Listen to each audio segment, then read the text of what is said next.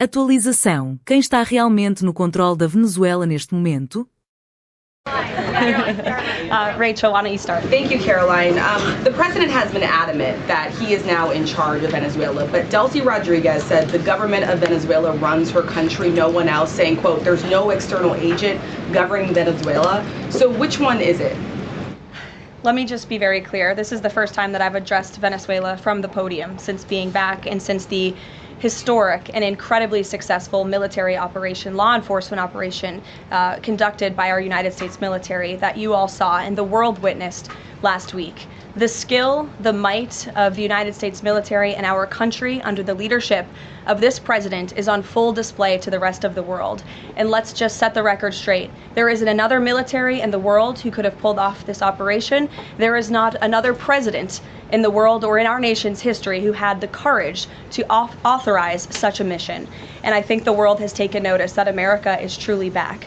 With respect to Venezuela, the Trump administration, led by Secretary Rubio, the vice president, and the president's entire national security team, is in close correspondence with the interim authorities in Venezuela. We obviously have maximum leverage over the interim authorities in Venezuela right now, and the president has made it very clear that this is a country within the United States, the Western Hemisphere, close by the United States, that is no longer going to be sending illegal drugs to the United States of America. It's no longer going to be sending and trafficking illegal people and criminal cartels to kill American citizens as they have in the past. And the president is fully deploying his peace through strength foreign policy agenda.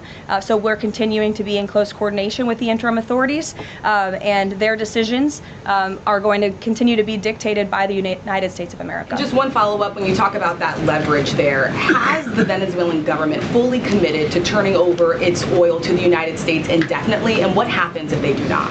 Well, as you saw, the president announced last night, this was a deal. This was a deal made by the president and his team with the Venezuelan interim authorities. This will benefit both the American people and the Venezuelan people. And Secretary Wright and the Department of Energy are working with the interim authorities and also with the private oil industry to execute on this historic energy deal. That's not only good for the United States, but it's also going to revive the prosperity, the safety, the security of both the United States and Venezuela as well.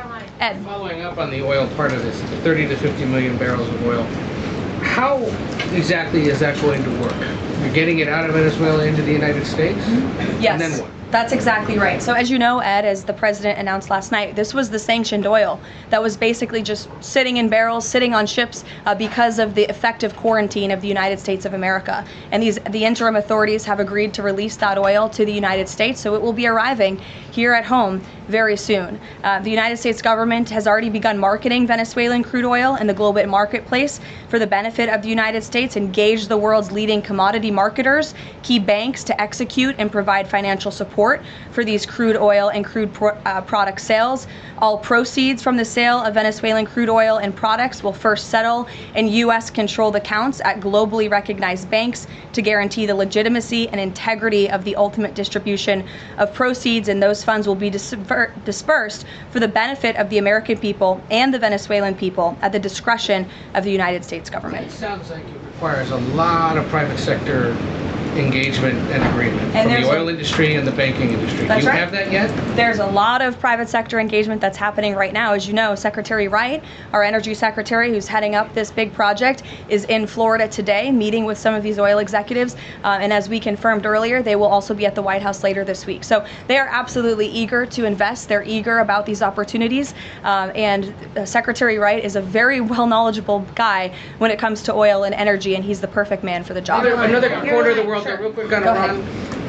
Go ahead. So just to follow up on the oil, 30 to 50 million barrels is an initial tranche, if you will, and then what happens after that? What I won't get ahead of the plans that the president and his team are currently speaking with the interim authorities about, but rest assured, there is a long-term plan here. Secretary Rubio and the entire team are working diligently on it, and this is just sort of the first action that you all are seeing. Ed. Yeah, thanks, Caroline. So in order to get these oil companies to invest billions in Venezuela, how will the U.S. reassure that their workers will be safe in Venezuela? Could there be troops involved?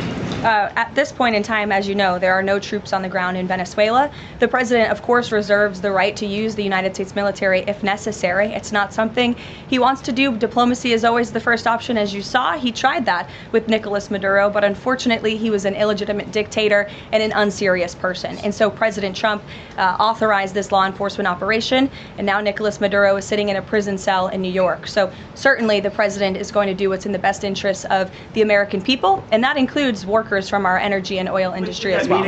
With that meeting tomorrow, what is the message the president is going to give to the oil executives, and what does he want to hear? Well, the meeting is on Friday, and it's just a meeting to discuss, obviously, the immense opportunity that is before these oil companies right now. Stephen. Thank you, Caroline, and congratulations again.